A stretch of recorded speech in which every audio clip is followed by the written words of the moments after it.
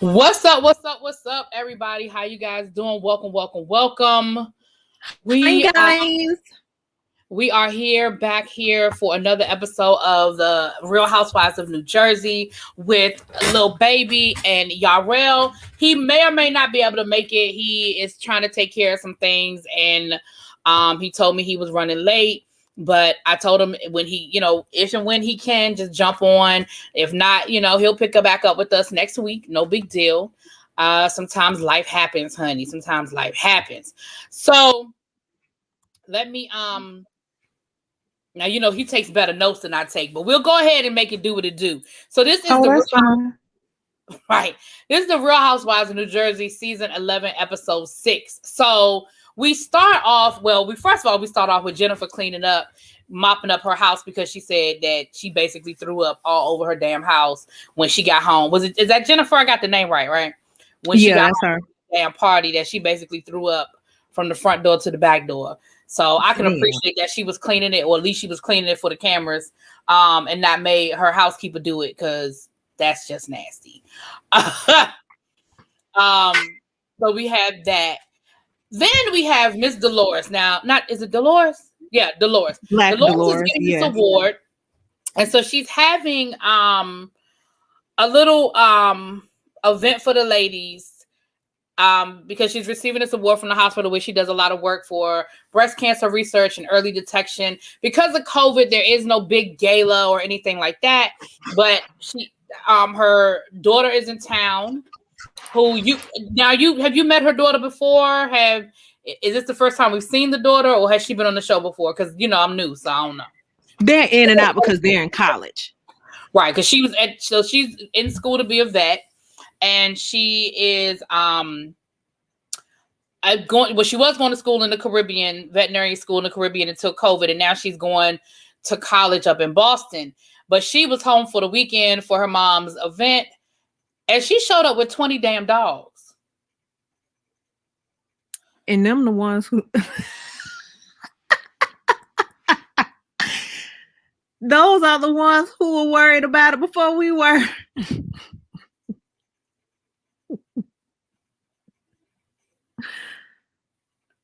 Well, how you just show up to your mama house with 20 dogs, though?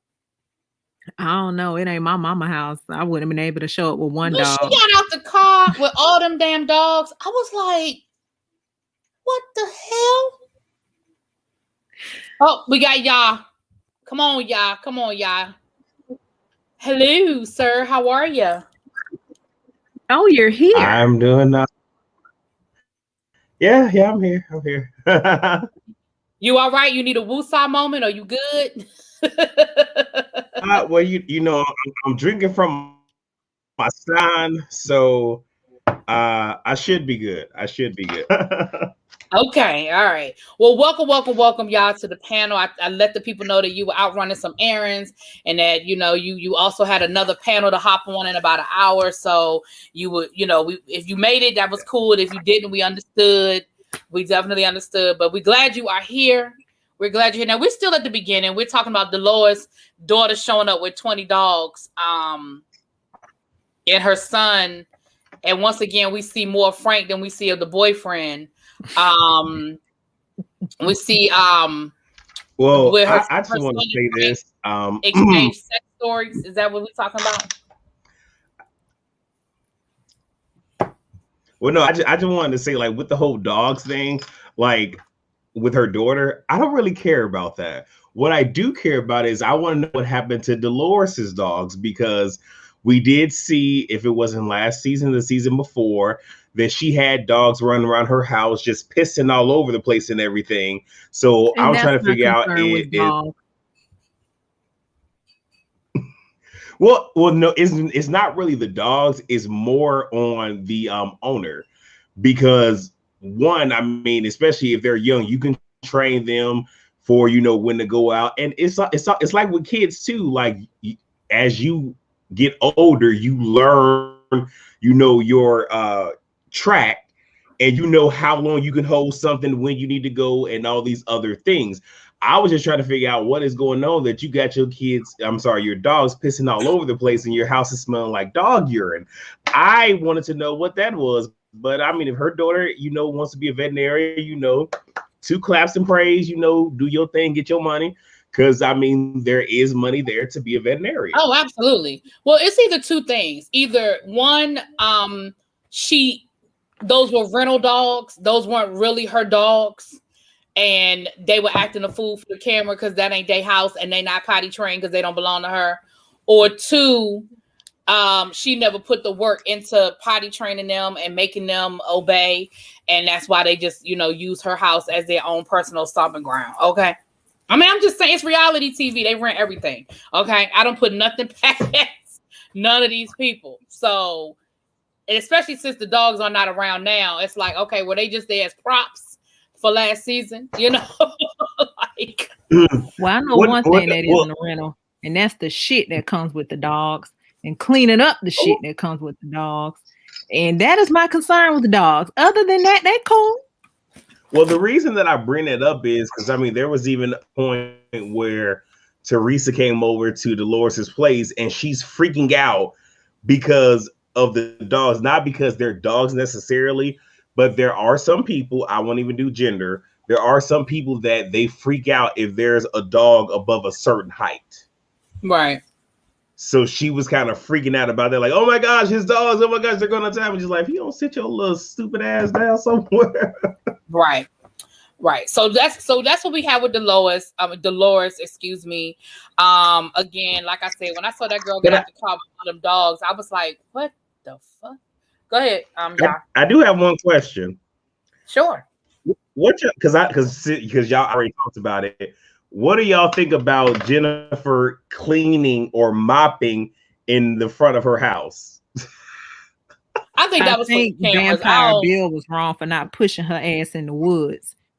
I just feel like that was for the cameras. I don't a bit more think that girl cleaned up her own throw up than the Man in the Moon. I believe them cameras came she pulled that mop out, and I don't a bit more believe that she did that. No, ma'am, no, sir. Mm-mm. I'd be damned if somebody throwing up all over my house or me throwing up all over my house. That's not happening.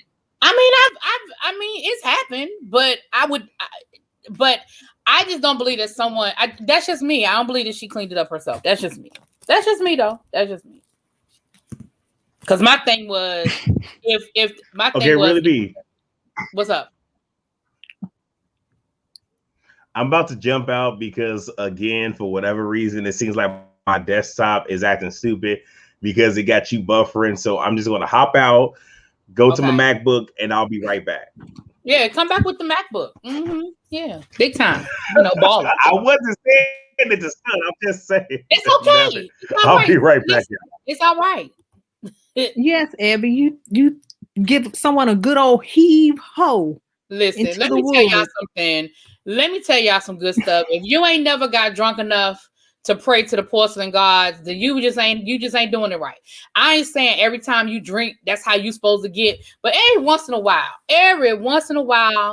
like at this point in your life, you should know your limit. But I'm talking about when you younger and you ain't figured it out yet, and you ain't figured out your alcohol ratio. And we all, well, I'm not gonna say we all clearly, but most of us have had that moment. Now, my limit at this point in my life, at this age in my life, and that's why I'm saying, Jennifer, you too damn old for that bullshit. No, you should not be drinking to drunk. You at this point in your life should know your limit. You should know your limit. After 2 tequila shots, she was already thrown. 10? She got the 10? No. She said she stopped counting. Oh, I don't mean she stopped. She said she stopped counting. Let me tell you something. That's alcohol poisoning level. Who's got the 10? That's alcohol poisoning level. Yeah. You know what I'm saying? And that's all I'm saying. Like, Abby, it doesn't surprise me that you've never been that drunk before. That doesn't surprise me, ma'am. It took you 8 months to drink a fifth of Jack Daniel's apple. So I understand that when it comes to alcohol, me and you ain't the same. It's okay. But again, in college, I have had the moments. I ain't gonna lie. But between the ages of 16 and 30, and yes, I said 16. Yes, I started drinking before I was supposed to. Okay. Between the ages of 16 and 30, you be quiet. You just be quiet. Who you gonna tell? Who you gonna tell, Niecy? Talking about I'm telling grandma. What she gonna do? You ready? You ready to come back? Mr. MacBook, you ready? I'm gonna take that as a yes. I was about to type, but yeah, I'm ready. Okay. 8 months. What were you doing to it, raising it? Right. Abby was nursing it. Abby was nursing it like a newborn baby. That's exactly what Abby was doing. She was nursing that damn. But listen, we got that bottle in July. Abby still had it on New Year's. Okay, so there you go. Anyway, love you, boo. Love you, though. So, with that being said, though, yeah, that's how I feel about it. We were just talking about if you ain't had a night or two where you was praying to the porcelain gods and you ain't drinking right. And I ain't talking about where we are in our lives now, because all of us should know our limits. But y'all, you know what I'm talking about. We all have had the. Now I got that echo I had last night. Is this about Jen not wanting to? Oh crap, she didn't want to. Is this about Jen not wanting to drink? No, we were just talking about we were still sort of talking about your question about her cleaning up that throw up, and I said, and LilBaby was saying she ain't never gotten sick like that before, and I said, well, if you ain't had a night or two where you was praying to the porcelain gods, you just wasn't doing it right. That's what I'm saying is I ain't never thrown up all over the place. I know where to discharge. Oh, the wood or the toilet. I'm not putting it all down the hallway. I'll tell y'all in the members only story time about the night that me and Cisco had a moment. And if you know what I mean when I say Cisco, then you know what I'm talking about. Okay. I'm with you, Seago. By the time I turned 21, I was ready to stop drinking. I mean, it was, All right, y'all. So that was that. So then we have Teresa with the girls and Joe. We found out that the divorce is finalized. They're filing their paperwork. Joe is gonna send Teresa some sex toys. And that Teresa says she's gonna support Joe because she can. Now she made it clear that she can sell the house because the house was 100% hers. I don't believe he paid off his debt, and so the house, she got everything in the divorce. Now I don't know if I believe that. I don't know. What do y'all think? Y'all believe that? Hell no. No. And I think part of her supporting Joe is trying to keep quiet so he don't sit here, and act the fuck. I think that's literally what it is, because mind you, I think we all know that the sex industry / sex toy industry is very lucrative. Okay, if you don't believe me, go ask Candy with her MLM empire that she got going on. But it's very lucrative and it's bringing in money. And if you really want to quantify everything, because I'm pretty sure, LilBaby, you recall this, between her with that BS Bellini and those 2 effed up cookbooks that she done did, it ain't selling nothing. I'm just speaking facts here. It ain't selling nothing. So you gonna sit here and jump on what's gonna make you money, and I'm pretty sure she's more of an investor than anything. And of course, you want to keep him happy so he don't come for your money. That's all it is. I can see it. I just feel like now she said that she's ready to sell the house and that the girls are ready for a fresh start and all that. I just feel like me thinks she protests too much. I just feel like in every episode this season, you have had to bring up that house and you selling the house. I feel like, who are you trying to convince, us or you? You know what I'm saying? But with that, granted, Teresa ain't the smartest. I'll give her, in this case, 4 hand claps of praise for semi-promoting the business towards the latter end of this episode. But when it comes to the house, I've said this many times, and I try to echo this to people that I'm related to, is primarily there's several things that really don't depreciate in value, but the main 2 is gold and property. Right. If this house is because y'all built it from the ground up, so if there's no liens or anything on it, why are you going to sit here and sell good property And you could just literally rent that out to somebody else. Like, why are you going to sit here and sell something that's going to accumulate in value? It makes me question a whole lot. This is what I'm saying, and I know I'm about to go left with this a little bit, but work with me on this one, people, because I said the same thing Sunday night with the Real Housewives of Atlanta. Mm-hmm. Put that thing on an elite version of Airbnb. There are people who will pay extra money just to know I'm staying in Teresa. Like, if you don't want to live there no more, that's fine. But you can make, like you just like what you just said, you can make way more money. Damn. Renting that thing out. You know what I'm saying? Renting that thing out. Mm-hmm. And because I was saying the same thing about Cynthia with this whole Lake Bailey thing. If you don't list that thing with an Airbnb, with like an elite Airbnb property, do you know how many people would put together their coins to say they stayed at Lake Bailey for the week? You know what I'm saying? I'm like when hey everybody. Because I ain't gonna say his name, but when 45 went into office, there was a place that he used to, be in at some point in his life. They made that into an Airbnb, charging an arm and a leg just to stay there. Absolutely. So, stop. I mean, there are people who will pay ridiculous amounts of money just to take pictures. I mean, look at what they did with the Fresh Prince of Bel-Air house. I mean, they literally are making a fortune off of people who just want to be like, I'm at the Fresh Prince of Bel-Air house. You know what I'm saying? Anyway. It is what it is. I'm with you guys. I think is it me or let me go out and come back in because I don't know if it's me. Do y'all hear it? Okay, it's gone now. It'll come back. I don't hear it. It kept coming back yesterday. Okay, no, there it is again. All right, go to the next scene. What we can do is just do the whole mute thing because that sometimes does help. So I'll go on mute and I'll let y'all go. Hold on, wait. URL. What are you on right now? What do you mean? Your device. What are you using? My MacBook. Okay. Where's the speaker? I have absolutely no idea what the speaker. I don't know. It might be by the camera. I don't know. Okay. I mean, if y'all need me to, I can actually just find some headphones and just plug in if y'all need me to. All right. No, I went out and I came back in, and like you said, if it comes back, we'll just do the mute thing. We'll get through it because, yeah. Oh, there it is. Testing. 1, 2, 3.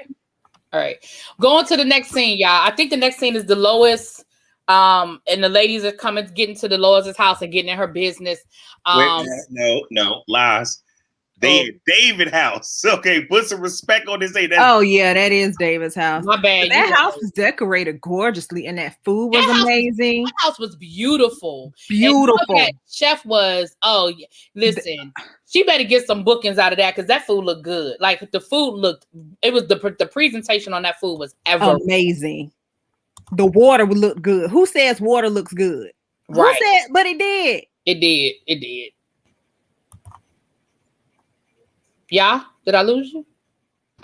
No, I'm still here. I was just on mute. Oh, okay. Yeah. So, okay, my bad. You're right. Now the ladies show up and.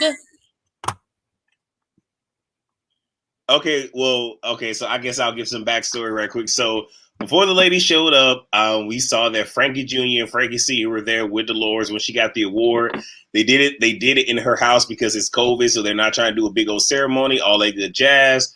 It is over. David shows up momentarily. He had a break from the job. He's getting ready to go back. Dolores wants him to stay. He stayed long enough just for 2 people to see him, and that was Jackie and Melissa.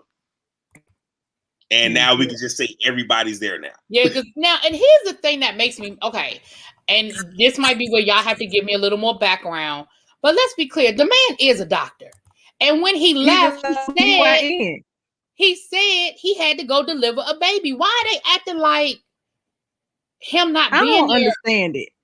Simona already told y'all, babies didn't get the memo that the air was out. Okay. They did not get the memo.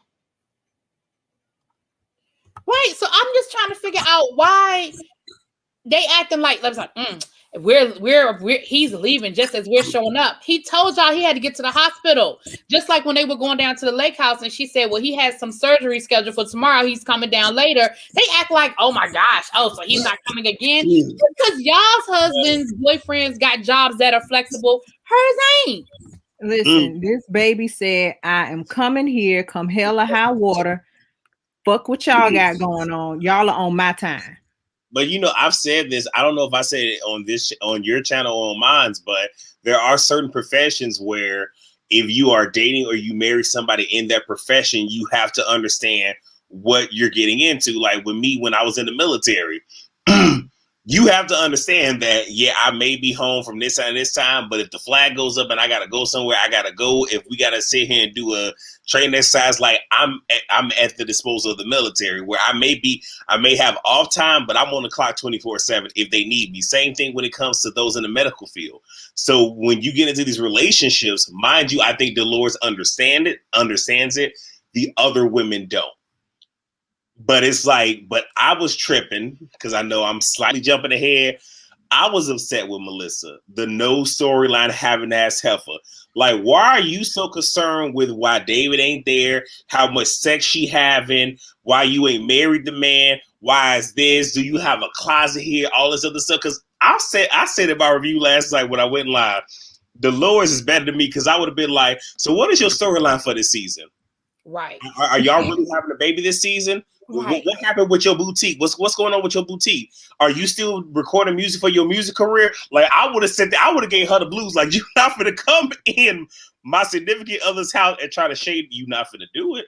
And here's where my frustration comes in as well. As a single woman, what pisses me off, because on one hand, okay, yes, some women do this, but as someone who is single and who has to deal with these things from other people, when she said, listen, I'm good, I like my freedom.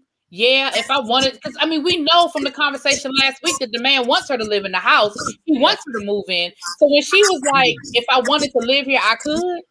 Yeah. And she was like, but I like having my flexibility and my freedom. The reality of the situation is, why do people act like when a woman ain't with a man, then she's not complete? And that's bullshit. And it irritates me every time I see people who act like that and feel like you got to have this, this, and this in order to feel complete. When she said, I like my, because I'm the same way at this point in my life, I think I'm good with, and I'm not saying evolve into eventually, but I'm good with a situation that's like, I got my place, he got his place, we see each other, we date, I spend night over there sometime, he spend night over here sometime, but guess what, sometimes I want to be alone, and there's sometimes where he want to be alone, and we're good with that because we grown, we ain't trying to have no babies, we ain't worried about commingling accounts, like we're good. And to be honest with you, from what I said, Dolores got the best of three worlds. But see, Dolores kind of backed herself up into a corner because she was the one who was talking about she wanted marriage, X, Y, and Z, and this, that, and the third. Now she's saying, I'm cool where I'm at, coming and going as I please, which is fine. Yeah. But at the same time, you also can't be talking about, well, I want a commitment. But here's the other part. You can't have it both ways. But see, this is what people don't fail to realize, whether it's reality television or not. You don't have to answer anybody's MF question. That's true. To prove nothing to you. So if you ask me, so why are you not staying at this house? That's none of your business. Well, what about this? It's like you don't have to answer. Granted, yeah, it's reality television. We need to see him propel things. But Dolores, because again, you haven't watched it really beat, but you have the group that's called like the OGs, and not in terms of the OGs of the show, but just those that have that mentality of the previous generations, because you got Teresa, Dolores, Teresa's cousin, Kathy. They all have this thing of what old school is and how the old school Italians do this and that and this and that. And she even said that it's certain things we don't discuss. So if that's the case, you ain't got to discuss it with Melissa. So that's true. I mean, that's true. But I was just like, Melissa was just irritating me with that whole situation. She was really irritating my soul. Now, the other thing that happened at this dinner was that Jackie showed up. Jackie came, and we found out that they're going down to the Jersey Shore They're gonna have a homegoing ceremony for Teresa's dad. Oh, we forgot to talk about that, but Teresa's dad, because of COVID, they couldn't have like a full, funeral. So they're gonna have a ceremony down on the Jersey Shore. And oh gosh, that back is that. I'm sorry, y'all, for the sound. I don't know why the sound is messing up. It did it yesterday too. I don't know. So that's why I know it's not you, y'all, because it did it yesterday. So I don't know. But we found out that Jackie is going to come, but they made her come. They did make her come, but the whole it's a question about who's going to stay where and who's staying in whose house, and is Evan coming down, and how long is Evan going to stay? And then they were like, so Evan can come to the beach house, but Evan couldn't come to boys' night. I'm like, y'all just ain't never damn satisfied. Darn. Go ahead, y'all. I just wanted to make note of what Lauren Bishop. Oh, so you'd highlighted, so I didn't even gotta say it. There it is. Okay, y'all keep going. Yeah, they made her come because I'm like, okay, I get it. You don't want to be around the lady, but this is an ensemble cast. You cannot be a lone wolf out here. And Jackie, you thrive in conflict. Well, go ahead. LilBaby, remember season 2? At the end of season 1, Danielle stopped and pretty much fell out with the majority, which was the Manzo family plus Teresa. Mm-hmm. So in season 2, they allowed Danielle Staub to pretty much film 98% of that season, absent of the other women, minus the 2%. So it's doable. I don't think they're going to do it. Danielle is a freaking nutcase. Well, I'm gonna say it's a lot to capture. This is a sidebar. Normally I don't like to add the gossip into the review, but word on the curb is that Jackie is getting fired because she wouldn't film. That's word on the curb. Well, I will say this. I can see it, but based off because I enjoyed Jackie at the very end of this episode.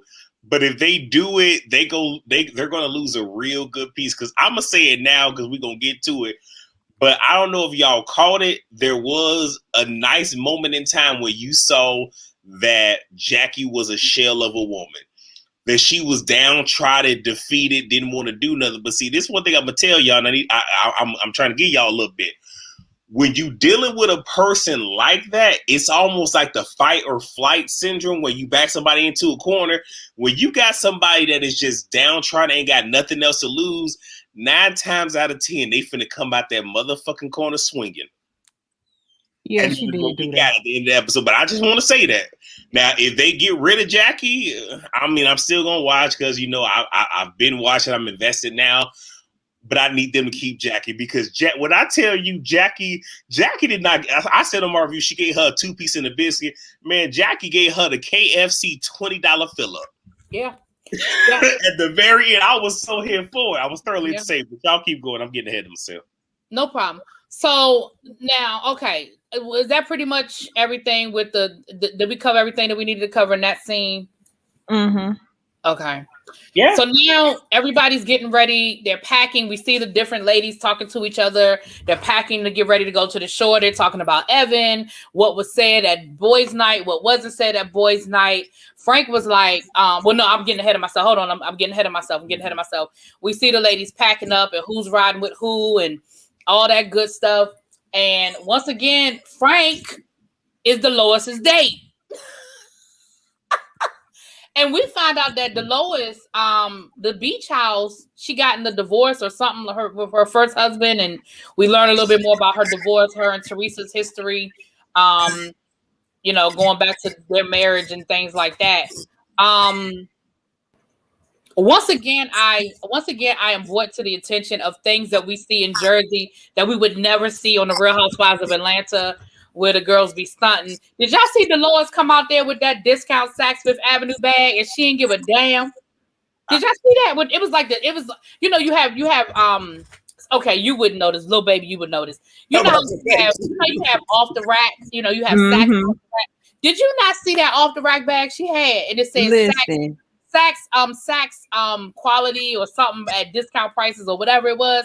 I said you would never see them girls down to the Atlanta, even though all of them shop there. You would never see them carry no damn discount bag. They will put the bootleg shit in the bootleg bag. I say, see, these women just don't care. And I love it. I love it though, because that is so realistic. Everything ain't designer. No matter how much money you have or don't have, everything ain't designer. And not all rich people shop high end.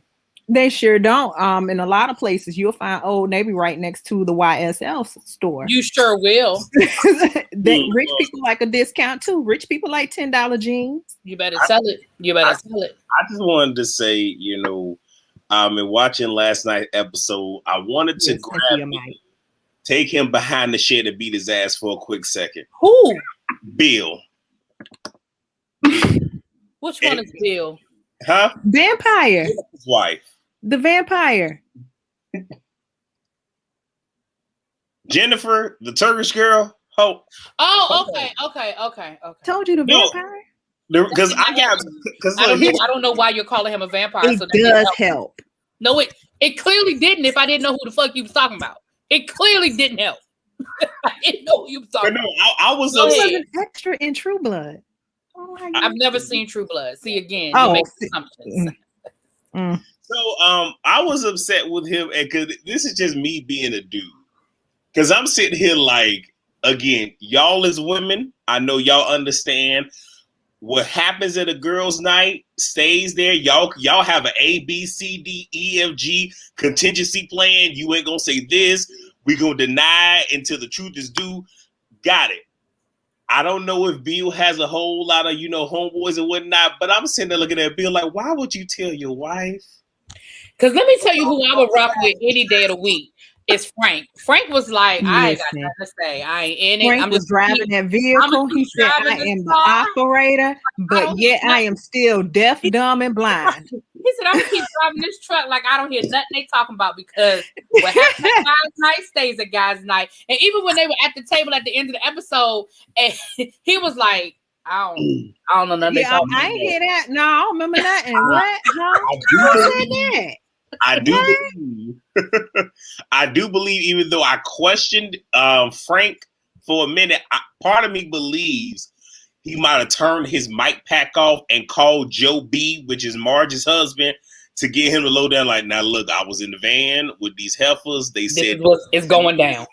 Right, because at first I'm just like, why didn't we hear this? But it might have been one of those where he did it away from production because they was in the kitchen cooking and shit. Right. Because I'm just like, if you heard this shit, your first instinct needed to be to get on the phone, and not even with just Joe B. Get on the phone with Joe B and Joe G, which is Melissa's husband. Be like, look, this shit happened. I'm just letting y'all know that somebody told some shit. We get our stories together. Some. Get it organized. Get it together and get it organized, honey. All right. So that was the trip down. And once again, Teresa brings up Jackie, her favorite pastime, about Jackie and how she's sick of talking about Jackie and that she don't want to repeat of when they went to Lake George. But she's got a gift for Jackie. And the minute she said she's got a gift for Jackie, Dolores and Melissa Dolores was like, this ain't going to be good. Because they know that she is full of the foo-la-la and the fukanini. They were like, this ain't good. It's that, but it's also, I'm not Dolores. Teresa been on this show since inception. This is season 11. So again, I don't like to give Teresa a lot, but I'm going to get her enough. She knows how this reality television game goes. Mm-hmm. So she knew, okay, I need to produce a moment. Right. And all that was is let me now at the same time, again, kudos to this heifer.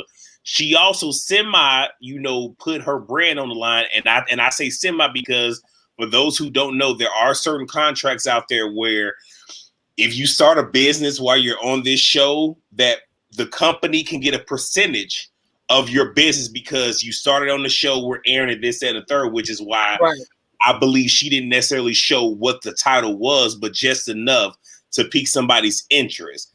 And that's why some of these reality stars, because it's called the Bethany Frankel clause.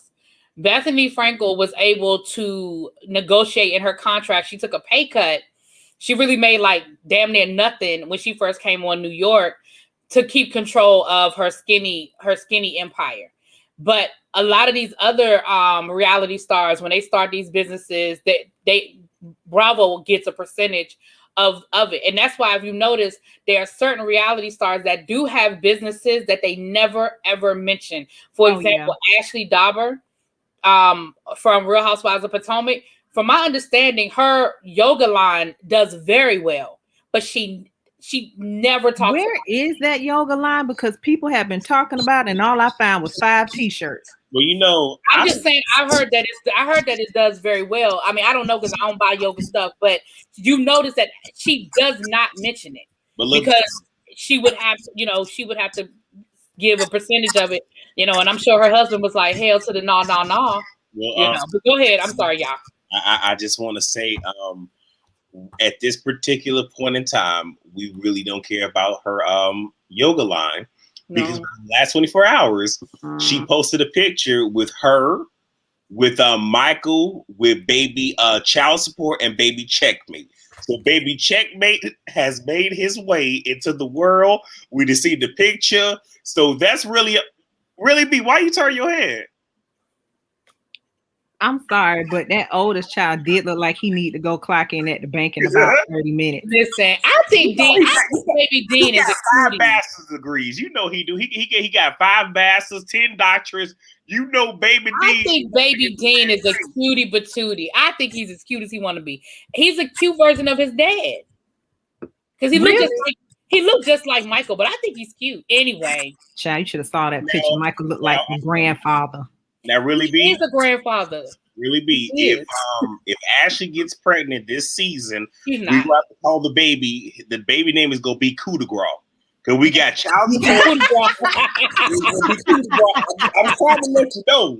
I'm trying to let you know something. I'm telling you what's gonna happen this season. I said this before. I'll continue to say it. So when I'm right, I can say remember what I said. So Ashley's storyline last season was the second baby. Her storyline this season is going to be balancing the life. She already had the postpartum, but it's going to be balancing, because let's be clear. I said it before. She owes Monique forever because that fight last season saved her, because the storyline of the season was going to be Michael and that scandal. But because of that fight, we quickly forgot and didn't give a damn about Michael and the script down to the MGM Grand. And so she got pregnant. So her storyline this season is going to be her balancing the 2 babies and all of that. Next season, if there is a next season, her storyline is going to be her divorce. Because like you said, she had them 2 babies to secure the bag. Her storyline next season is going to be her divorce. Oh, wait. And not just that. So, because you're going to have the divorce, and then the very next season is going to be her as, a single mother. She's newly divorced, almost like a Portia, where now here I am trying to, figure out who I am as Ashley Darby, independent of my now ex-husband. Yeah. Look, we may not like, Stewie Darby. We may not like football head Darby. We may not like her like that. But she at least got 4 good seasons of storylines. Yeah. That she can do. Oh, she got it.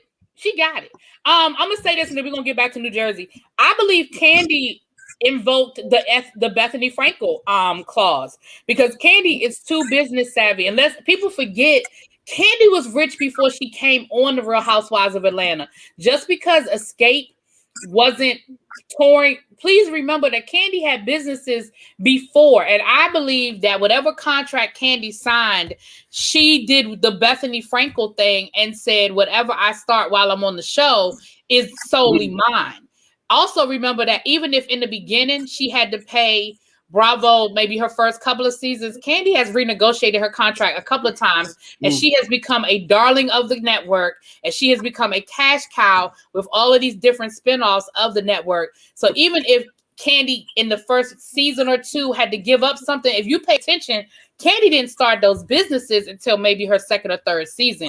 That first season, she was making music, but she wasn't starting no businesses. And I'll actually raise you that with if Candy did not sign the I guess great deal for her with her first maybe 1 or 2 or 3 seasons, they do renegotiate. Right. So probably when she renegotiated, it was okay. Let me go ahead and add this in there. because when she came on, she already had bedroom candy. It was already a solidified thing. Right. So. Right. Yeah. Right. So anyway, I'm sorry, y'all. Moving on. All right. Nicole, I saw your comment about Jackie. I would have to agree because the way she and Evan have been moving is kind of like they want to contain something. I really feel like there's more to the story. There's something. I don't know what it is, and I'm not saying that it is or it isn't, but it's definitely very, very fishy the way they moving. So, okay. So they're all down to the beach house. I mean, did we catch everything on the ride down? So on the ride down, because the main part was Dolores, Frank Sr., Teresa, and Jen. Teresa brings up the divorce, nobody cares. Jen shares, and this was pivotal. So Jen shares, oh, well, my husband told me that Joe B mentioned he knew the rumor. So this is important. Oh, that's right. Show up. And then Teresa, in this moment, it's just like, oh, so and she, if you caught her, she said, I'm somewhat vindicated. No, you're not. But in her mind, it's like, okay, well, since somebody else heard it, okay, I might. But the fact that she said somewhat instead of fully means that she's full of it. And then that's when Teresa said that she was going to give her a gift. So, and then we find out that Dolores is having dinner. We're at Dolores' house. I'm going to just speed through this because it don't really matter. Someone wants to view Teresa's house. Don't nobody care. Teresa shares a touching, air quotes, moment of telling the girls, this is a group chat between me and my girls. We did this whole view of the house. I asked them if they wanted to keep it, this, and the third. Fuck you, don't nobody care. And then Jen revealed, I don't care. Let me phrase it, I don't care. No, it's not that deep. Me and LilBaby already said this episode until the last 10 minutes really won't a whole lot, but yeah. And then Jen mentions to us that her mom did not go to Turkey because her dad went. And again, nobody cares. And I'm going to continue to say, baby girl, your parents are grown. You have inserted yourself into your parents' grown ass business that don't nobody care about. So if your mom didn't want to go, I don't know about you two. I don't care that your mama didn't want to go. Nobody really cares because you put yourself in this. It's not like your parents put yourself in it. So don't nobody care. And I care about how her husband now finds his blood supply. That's all I care about.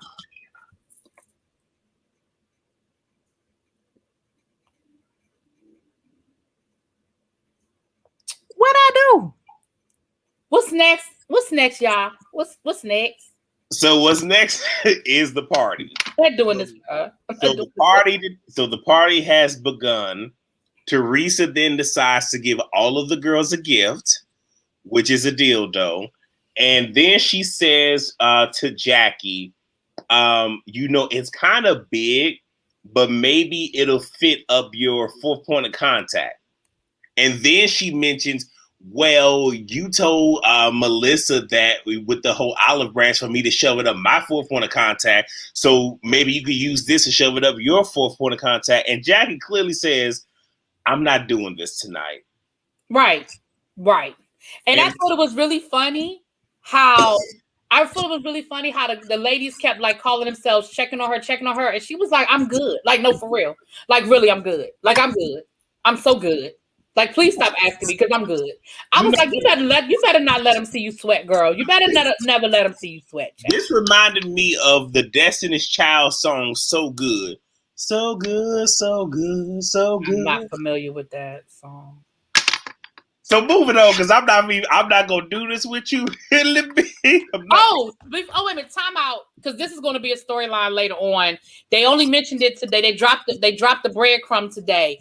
And the breadcrumb that they dropped on this episode was Jennifer and Marge, and the whole drink thing. When Marge was like, it wasn't cute.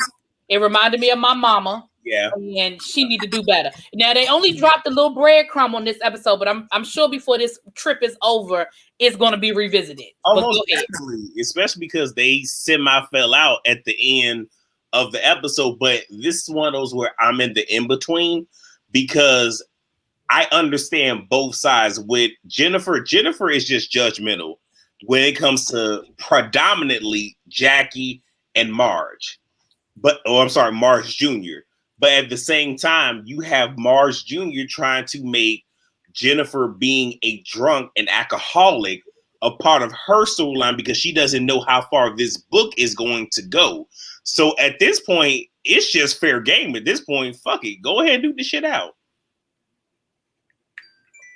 Okay. So I guess we'll move on. So after the whole Olive Branch comment, Jackie says, as I already said, she's not doing this. And she even says to Teresa, sending me that group text was not an olive branch. And then it was Marge, because again, Marge is trying to attach herself to everything. This lets you know. And if y'all really paid attention to this episode, everybody that was attaching themselves to something like Melissa, attaching herself to Dolores, and even Marge attaching herself to this, it lets you know they either have no storyline or they know their storyline is going to fizzle. But Marge explains to her why it wasn't an olive branch, because you sent a text message rather than texting her directly to let her know, hey, this is what, hey, Miss Honey, but this is what I'm doing. Honey? This is what I'm trying to do. So because it was just I'm gonna group everybody in, it really wasn't an olive branch because there's no sincerity. There's no personalization of it all. And Jackie then says, you know what? Let's just agree not to be friends. And y'all see Jackie really just like, let's move on to the next thing because I ain't trying to do this. And Marge just can't let it go. She keeps talking to Jackie and Jackie keeps telling her, baby girl, I'm Mary J. Blige right now. I'm just fine. Like, I'm fine. I'm okay. I'm good. I'm Gucci. But she don't want to accept it. So before we get to the table, y'all got anything to say? It's just sad and pathetic at that point. I actually felt bad for Teresa because I'm like, this is what you sat up and thought of after how many weeks with this woman? Because that was lame and corny as hell. I wish they would have left Jackie alone. She said she was fine. They were just as annoying as Teresa was with the issue. Like, they wanted them to have an issue. Everybody wanted Jackie to react. They were really getting on my nerves with the, are you okay? Are you okay? Are you okay? Facts. Okay, so then we get to the table, y'all. Now, this is when everything comes to a head. Something happened before we got to the table. Oh, what was that? Go ahead, talk to me. Dolores said, we don't want to have soggy pasta. So they all ran into the kitchen. And they put look, Frank was over there. He had a whole cigar over that pot, just stirring. He wasn't sweating it. Listen, when she put Frank in charge of the sauce, I said this could go two ways. Now, Can I tell you, I love Frank. I love Frank. Can I tell you, I want to drive to Jersey and just buy him a drink. I love him. Now, if I see y'all having a drink. If there's anybody they should have left over the sauce, now I know I really try not to do this. They should have left me over the sauce. They should have called me down. I would have been over the sauce and the chicken and the pasta. I would have been good in the kitchen. I would have helped their ass out because it seemed like that pasta was well past al dente, but they ain't none of my business. But one thing that I did want to mention, because I don't think we talked about it, is I did not like that Dolores went to Jackie at David's house because it wasn't hers. And she was saying to her, oh, I think everything would have fizzled by now. Really, ma'am? Really? You thought that everything was going to fizzle? Because your friend, because everybody loves to say that Jackie kept this going. If y'all quantify how much we saw Jackie versus Teresa talking about the situation, who brought up who more? Teresa. Teresa constantly kept saying Jackie. But anyway, we're at the table.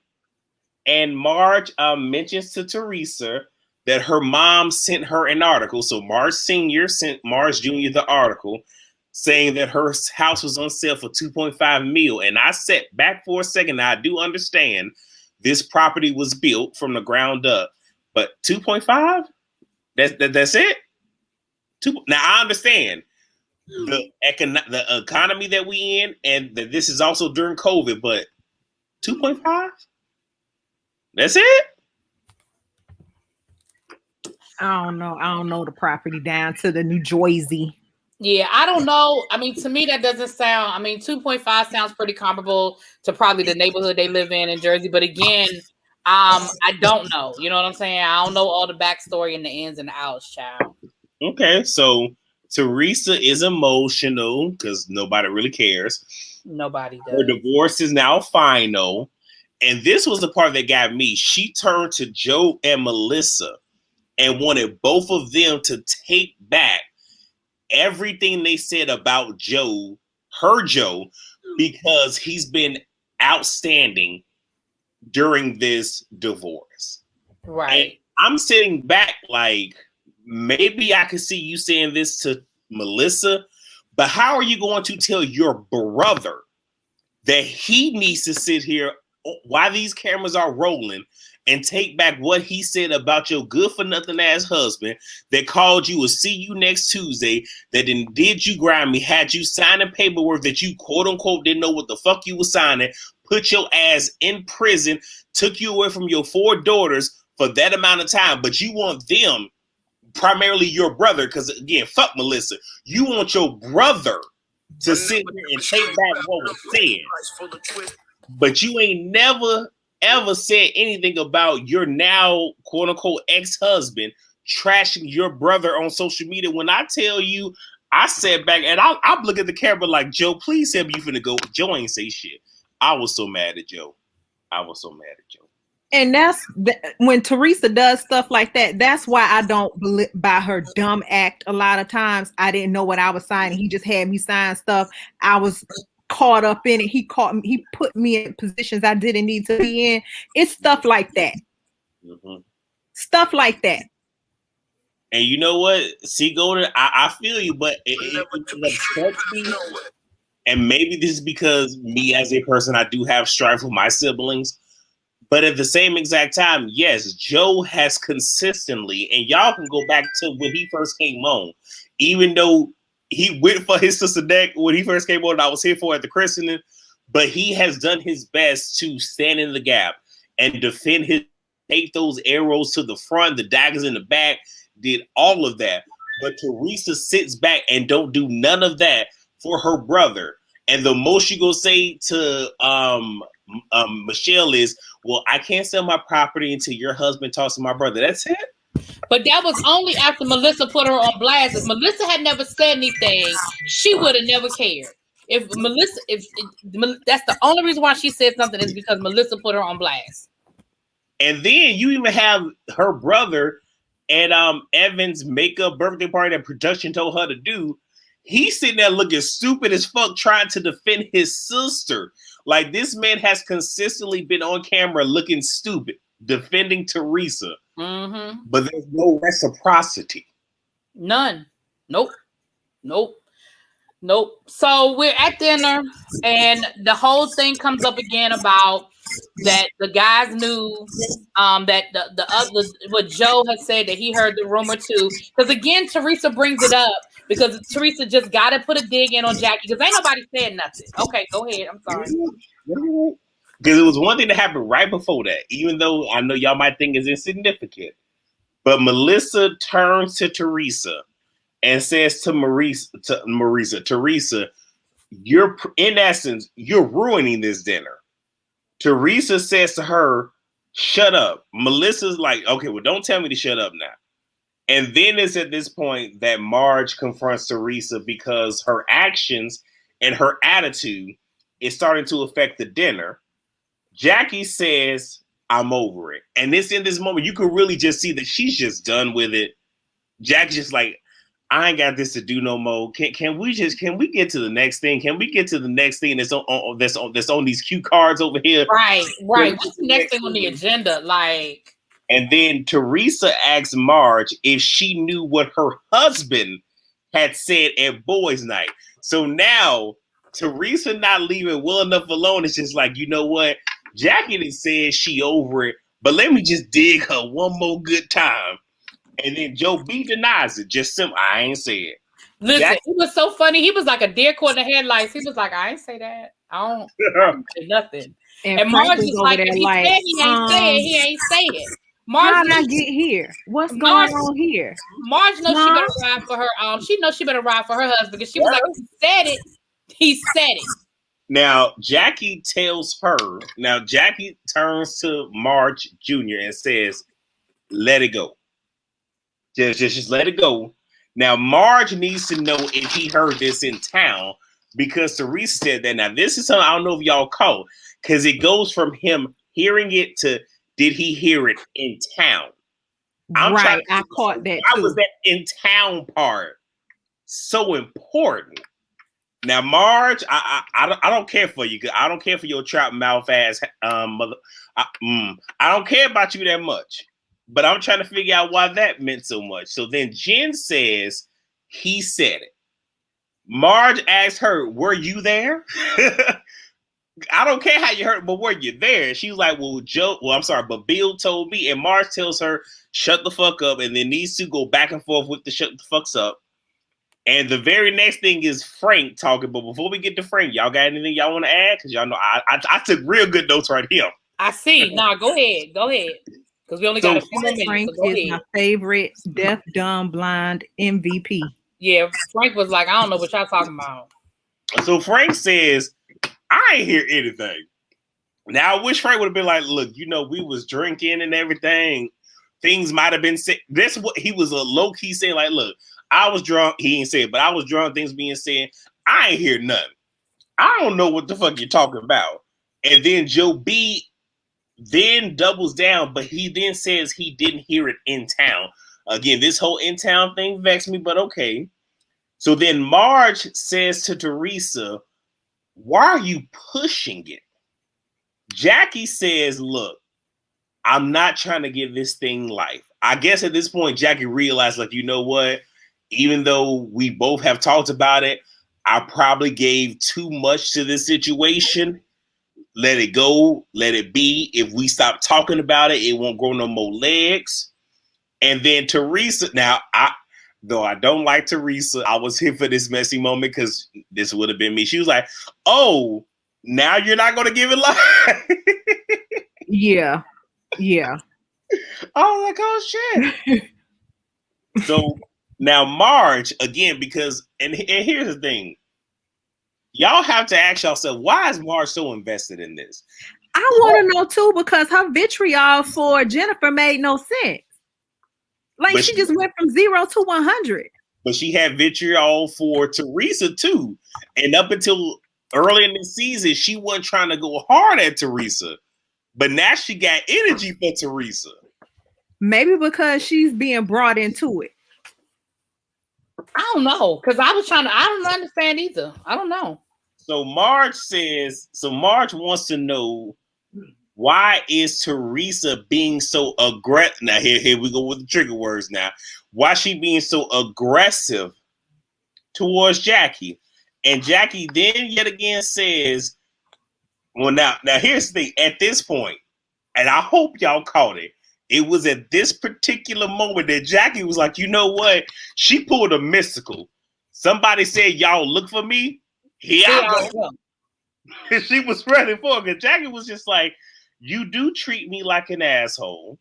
And I think you treat everyone like shit. So now Teresa on the defense, and I don't think Teresa understood what Jackie just did. And she fell for the because Teresa turns to Dolores. Do I treat you like shit? No. Okay. Dolores saying no. Do I treat you like shit? No. Marge, do I treat you like shit? Well, you did have my hair pulled. Right. I was like, ooh. I was like, oh shit. And then she didn't even want to address that. She's like, okay, well, whatever. Melissa, do I treat you like shit? And Melissa's like, well, you did call me a stripper. And we've had a whole history of you trying to paint me as some whore. But there's so much more Melissa could have said, but we're going to take it for what it's worth. She said, you did pay me to be a stripper. And then Melissa chimes up and tells the girls, y'all don't check Teresa when she does her ish. Mm-hmm. I do, but y'all don't. And I sat back like, Melissa, you check her 50% of the time. Because the other 50%, you let her just go with what she gonna do. But again, cool, I got it. But again, y'all didn't see. Here's the Teresa didn't see the setup. I saw the setup when she asked. I was like, oh, here we go. So then Teresa says she wants nothing to do with Teresa. Tried to dead it. And here's where Teresa messed herself up. She was like, well, you know, I'm a confident woman. I like to be around that shit. I was like, ma'am. And look, rather than me finish this, little baby, I'm gonna let you finish this. Go ahead and sum this up for the people. I know you want to. Did you gain that confidence while you were in jail?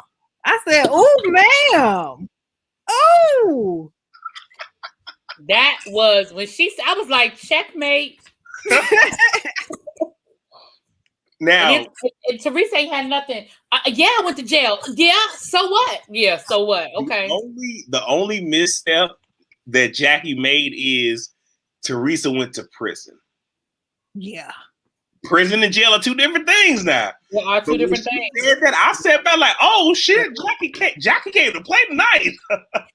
But listen, Jackie tried to leave her alone. She kept fucking with her with the dildo and all that other stuff. Like she really did poking. She kept poking that bear. And even after the ladies were trying to tell Teresa, leave her alone, Teresa was like, what? Okay. All right. And when it was all said and done, this goes back to what I have been saying, that Teresa does not have the ability, the bandwidth, the mental aptitude, the vocabulary, the vernacular. She doesn't have anything to where she can come at someone like Jackie with vocabulary, with the ability to sit here and have an eloquent conversation, whether it's reading or not. She doesn't have that. Jackie will sit here and have that conversation with her, but all that Teresa can do is sit here and do something physical. So because she couldn't do that, all that she was like, well, you know what? She's a nasty bee. She walks off, and then she's like, you know what? F you, F yourself. Look at Melissa. Well, F you too. That was pretty much it.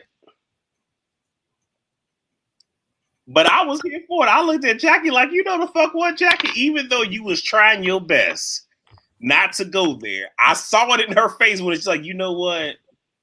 I saw Jackie saying, I'm going to give this a good old college try. I'm not going to come on here on 10. I already know I'm in murky water. I'm going to try to play as nice as I can. But Teresa kept poking. Poke. All right, you guys. We had to keep this one short because y'all, if you guys that... I still have an hour. We can keep talking. I thought you had to go at 7:50. Oh, that's right. I always forget it's 7:50 your time, not my time. Well, I only have a few more minutes because I do have to get ready to go too. But that was this episode. The reality of the situation is, like you said, it really didn't give us a whole lot until the last few minutes. But just like that Lake George trip, I feel like we're gonna be down at the shore for the next 3 episodes. Because remember, we got Evan coming. He's supposed to come down, so you know they're gonna have to make a big deal about that. I feel like we're gonna get a couple of a little digs in there, whatever. I want to show y'all this. I have a quick unboxing. I got unboxing time. Right.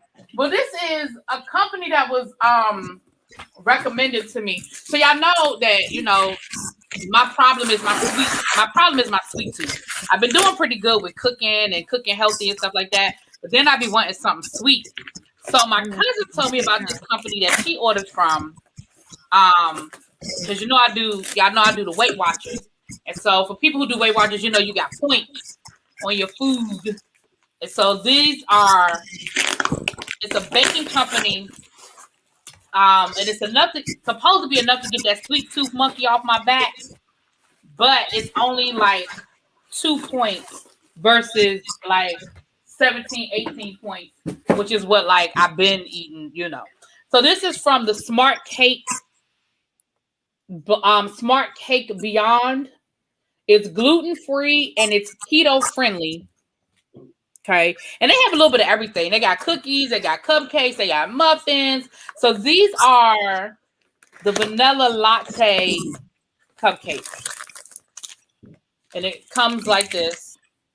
These are smart cakes, vanilla latte smart cakes. And this is a good snack. So I don't know how they taste, y'all. I'm gonna see if I like them. I hope they're not nasty.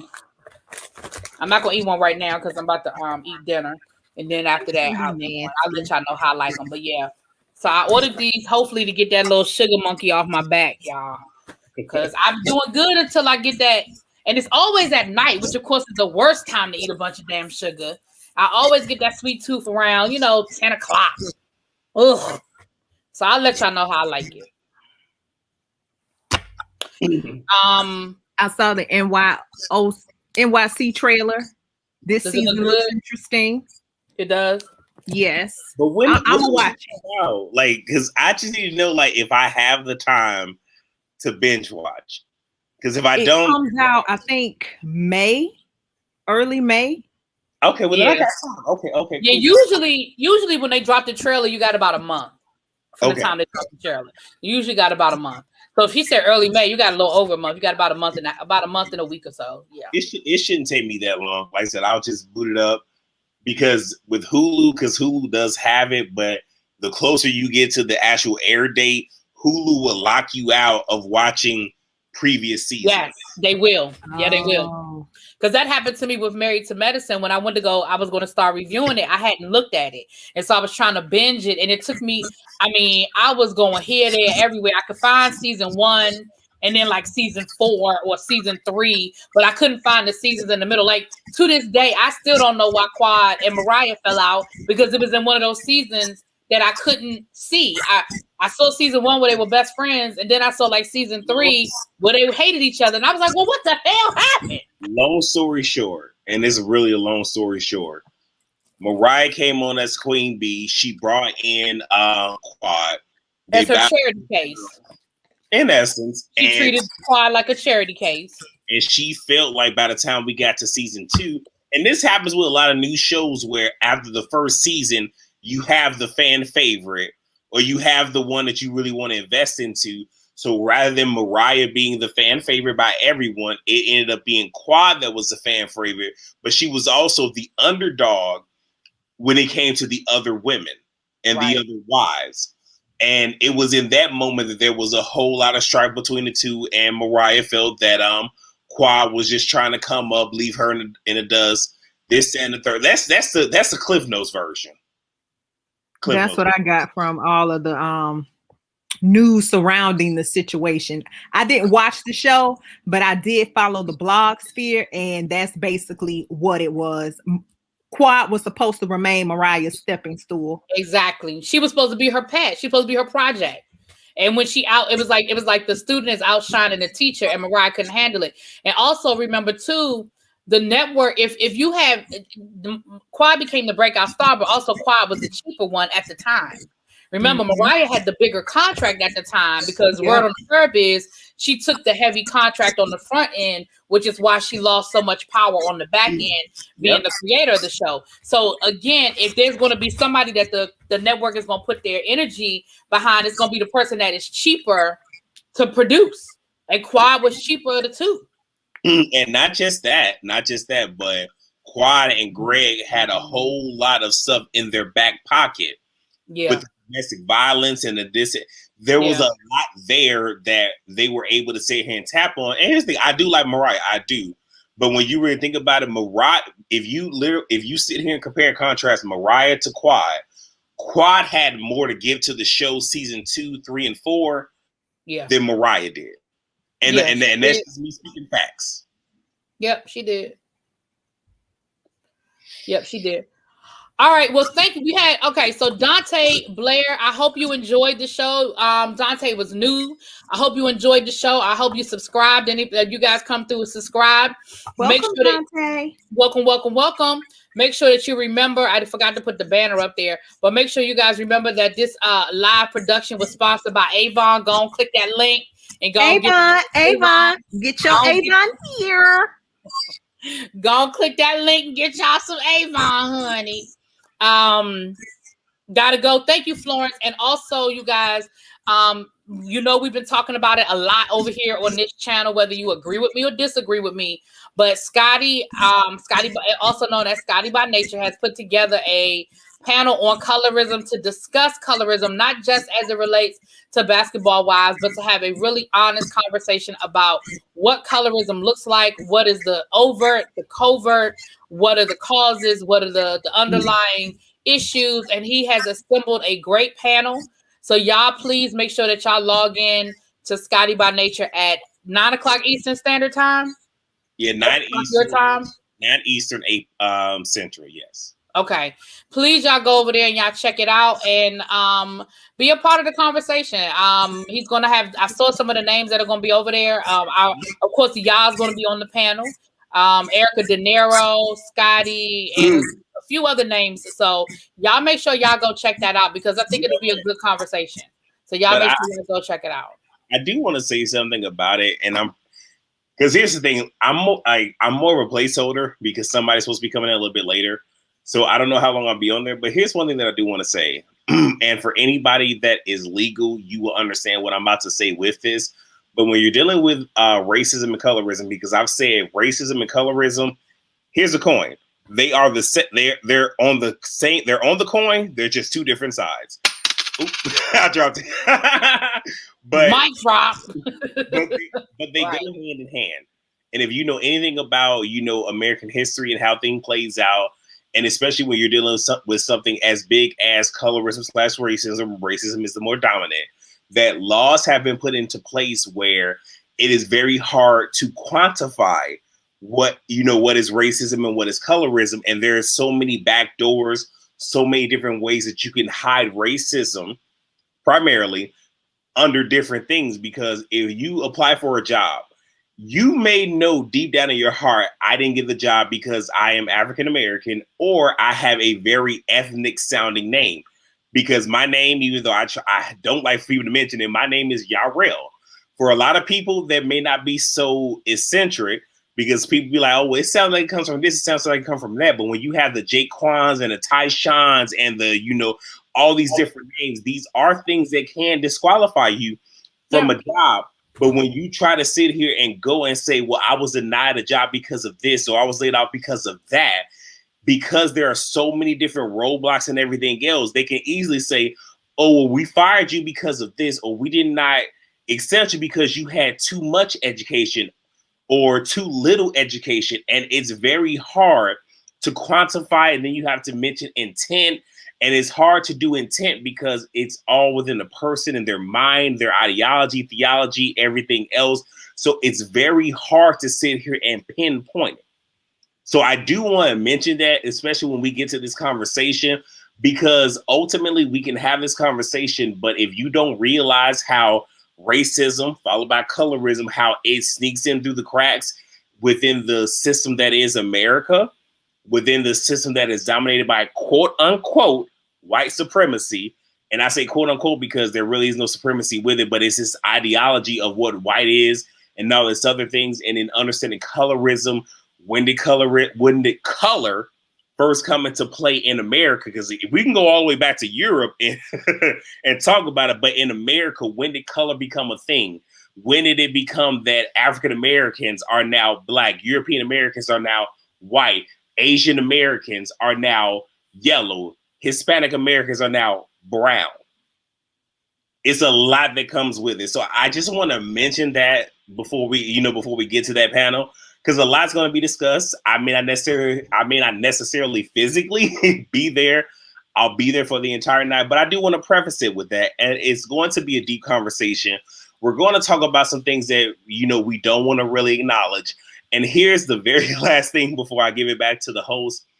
Understand, for all of us African Americans in America, whether you want to talk about it, whether you want to acknowledge it or not, a lot of what we do, a lot of our ideals, theology, our mannerisms, all these different things, I hate to say it, but they all either stem from slavery, post-slavery, Jim Crow, segregation, whatever.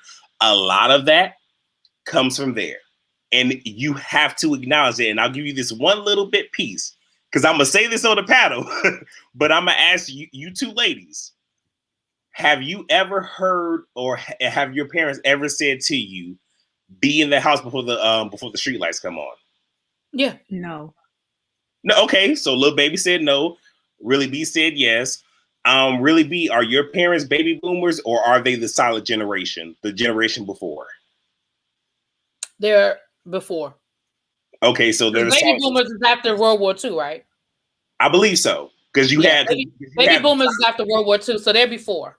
Because you have the silent generation, then you have the baby boomers, then Generation X, Generation Y, Generation Z. But I say this because when that whole term of be in the house before the streetlights come on, it was a sundown rule.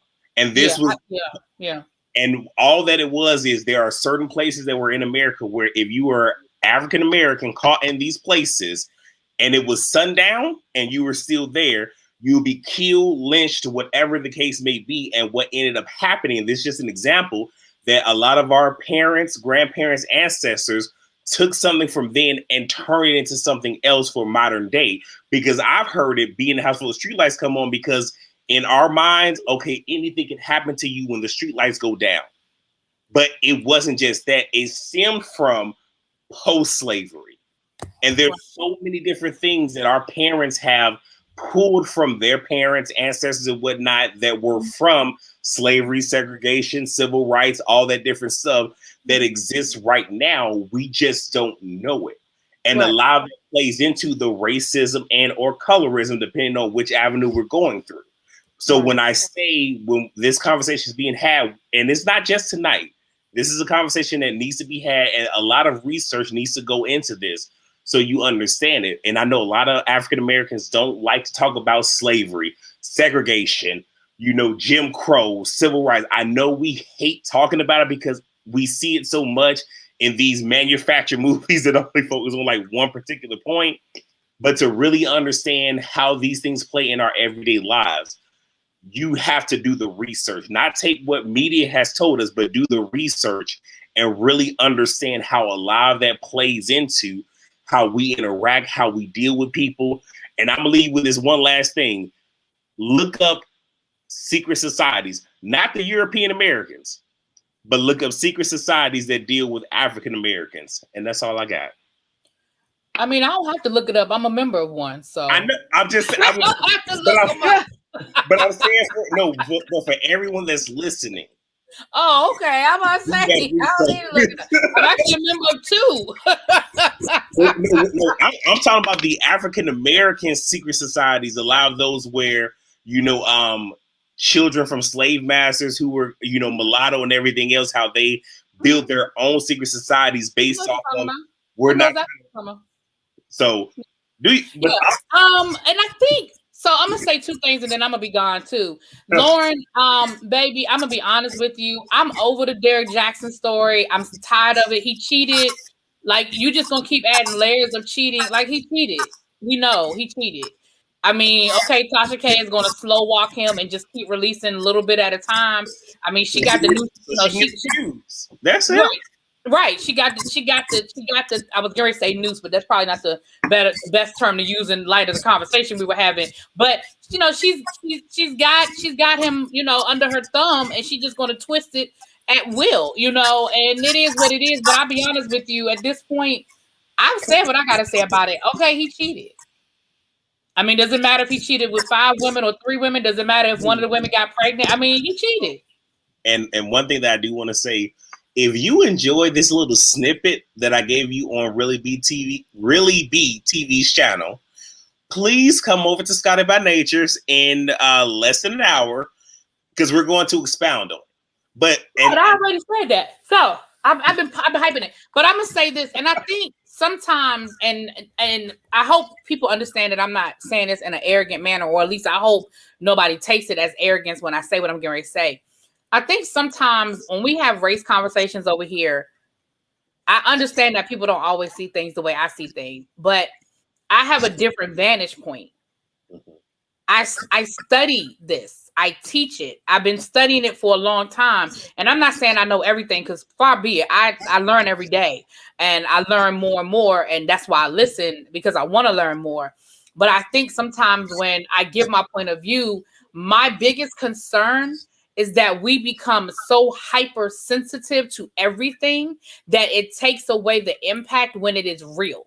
And so again, it's like if everybody, I'm gonna just do, I'll use a fashion example so Jen that you Shaw know, but, at that reunion, huh? Jen Shaw at the reunion. Oh Lord. Well, no, that ain't even what I was. No, but I mean, what I'm saying is, if everybody says that everything is racist, then it takes away the impact when something really is. Now, that doesn't mean that there aren't, and I think we also need to understand that there are levels to this. Yes. And we've got to stop putting everything on the same level. Oh, that's racist, and it's all on the same level. There are slivers of things. There are racist acts. That doesn't mean that you are racist. Like there are slivers. There's overt, there is unintentional, there is white privilege. And again, I've said this a million times and I'll keep saying it because this is how I feel. All white people do not understand that it is privilege because it's all they've ever known. And this goes back to what I was saying the other day about we have to be open to the conversation, because if all you've ever known is this, you don't know it's privilege because you've never seen the other side of the coin. And so when people say, I don't need to teach white people about racism, they invented it. This generation didn't invent it. They've lived it. And I'm going to use Chelsea Handler as an example. Chelsea Handler, white comedian, whatever, if y'all don't know who she is, she wrote a book and she talked about in the book as a teenager, young adult, driving drunk, getting pulled over. She was clearly inebriated, clearly drunk as hell, and cussing the cop out for the audacity for him to pull her over. She wasn't Chelsea Handler. She wasn't rich white woman. She was a teenager driving a car, drunk as hell. Not only did she walk away with her life, she didn't get arrested. She didn't go to jail. They let her go. And she said that it wasn't until recently, because she wrote a book about it. It wasn't until recently that she understood that that was her white privilege, because it never occurred to her that she didn't have the right to cuss the cop out. She didn't understand that for a whole nother part of America, it would never occur to us to cuss a cop out, especially when we wrong. It's one thing. We don't think about cussing a cop out and we right. But when we wrong. And so what I'm saying is all Chelsea Handler has ever been is a white woman. She wasn't even rich. She's only ever been a white woman. And so for her to say, wow, it took for me to see these other things happening in the news for me to see my privilege. And so that's what I mean. Now, I'm not talking about the Sharon Osbournes that are being nasty and disrespectful. I'm not talking about that. That is not what I'm talking about. But what I am saying is that there are arenas, there are situations where we can sit down and have an honest conversation, an uncomfortable conversation, because the other thing is you have to be willing to hear it and be willing to listen. You have to have the uncomfortable conversations. But if we have the attitude of, I don't have to teach white people shit, they invented racism. Chelsea Handler didn't invent racism. She was just born a white woman in America. And if she's never seen the flip side of it, and I'm just using her as an example, but if she's never seen the flip side of it, how does she ever learn? Now, again, I'm not talking about everybody. I'm not talking about every situation. But what I am saying is we've got, and I say we, and this is my opinion, y'all, so y'all don't have to like it, but we've got to stop having that monolithic viewpoint that we don't have to teach them nothing. They invented it. They didn't. They've lived it. They've benefited from it, but they didn't invent this. You understand what I'm saying? And I would like to add to that just a personal story. And this is thank you, Lauren. It's the most recent that I have. So when I was in Germany before I got out the military, I had a hoopty. Like when you go to other places like Korea or Germany, you tend to get a hoopty, just something to get you from point A to point B. Right. Well, I was leaving the barracks, getting ready to go. I think I was getting ready to go to the shop to get some food to then go to work. And I wasn't aware that one of my rear tires was a little bit low. So as soon as I pull out and I see the lights, now again, it's military police, so it's a different type of thing because they can't just do what the regular police do. But in my mind, I'm just like, well, what the hell did I do? Like, because in my mind, I'm like, I know I hit my turn signal, did this and that, pulled off to the side. It was a young European American gentleman. I'm a staff sergeant, was the E6. He's an E3, which is, a private first class. And the whole dialogue is happening and everything. And he asked for my license, my European license. I gave it to him. I didn't sign the back of the card. I totally forgot. And he was just like, well, can you just sign it for me? And then he said, because if it was anybody else, other people, whatever, if they gave me a hard time, I would use that to take them in. And I just sat back like, okay, well, thank you for telling me some information. Like, okay, thank you for letting me know the inner workings. And then he asked me to get out the car, just a general, because he wanted to show me what the issue was. But then he asked me, do you have anything in your car that could harm me? Mm-hmm. And I looked at him just like, seriously? Like, we're on a military installation.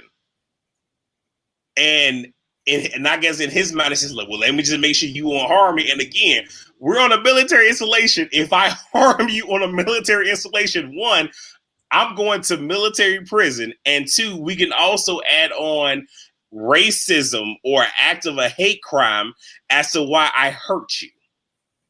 Right. Now, nothing happened of that, pleasantries, this and the third, moved on my life. Again, this is military, not regular everyday world, but just something like that. And here's the reality. We all experience that. Now, with this young gentleman, he may or may not know his privilege. He may not understand that what you were giving me stems from this tree that we call racism. But it was just like, you know what? I'm going to do what I know. I'm going to do what I've been taught. I'm going to keep a cool head, this, that, and the third. And again, I do outrank you. But in this particular situation, that don't mean shit. Right. It don't mean nothing. But I do realize what that moment was. And I even brought this up to a coworker who is obviously European American. And he did his ancestry and found out that he's this % black. But I'm looking at him like, you don't show up in the world as an African-American person, but whatever, I'm going to let you have that. And he literally argued me down as to why. Well, he should ask you, why do you have anything in the car that would harm him? Should he? Really? But these things do exist. And again, these are conversations that we should have. But again, I don't hate the guy. Granted, I don't like military police in general, but I don't hate the guy. And I understand that he was just trying to make sure, like, okay, nothing happens to me. But it does make me question, do you ask everyone that you pull over that question? And why? And again, I'm a 6'1". I ain't gonna tell you how much I weigh now, but when I was in, I was a little 200, some. But again, as an African-American man that is 6'1", over 200 pounds, ideally from vision, I do present myself that could be considered a threat. Right. But I'm mentioning this to say, like, many of us, we experience colorism / racism in our, if not everyday life, but just within the lifespan that we've existed. And though, yes, that was, very much racist, I'm not sitting here like, oh my gosh, this is this, and I'm complaining. I understand that it happens. Right, it's just when you see it happening and when you experience it, how do you deal with it? How do you learn from it? How do you teach someone else so we can move past it? And it's understanding it, but not necessarily being irate, belligerent, and all these other things. Right. Well, I really do have to go. I really do. Thank y'all for coming through. Again, if you enjoyed this little snippet, y'all gonna really enjoy what Scotty is bringing to you guys. I think it's an important conversation. The one thing I guess we can think basketball wise is to have the conversation, whether you agree or not about what happened on Basketball Wives. It is an important conversation to understand it, to see it, to hear different points of view, to hear different experiences. And so I'm here for it. So you guys make sure y'all, if you're not subscribed to Scotty by Nature, just like Naughty by Nature, but Scotty by Nature, you Google that, it's pop right up. And y'all check it out. If you're not subscribed to my channel, make sure you go on and subscribe, and I will see y'all at some point tomorrow. I'm dropping some videos tonight. I'm behind. I know I'm behind. I got to get caught up. But I would definitely, my goal was to try to get y'all a couple of videos tonight. I'm gonna get y'all something, but I gotta go take care of something right now. But I will catch y'all on the other side. Thanks again, LilBaby, and y'all for being here. And we will see y'all again here for the live review next Thursday. Ooh, wait a minute. Maybe not next Thursday. I have to talk to y'all about next Thursday. I might not be able to do it next Thursday. Yeah, okay. I hear you about to be bad next Thursday, but okay.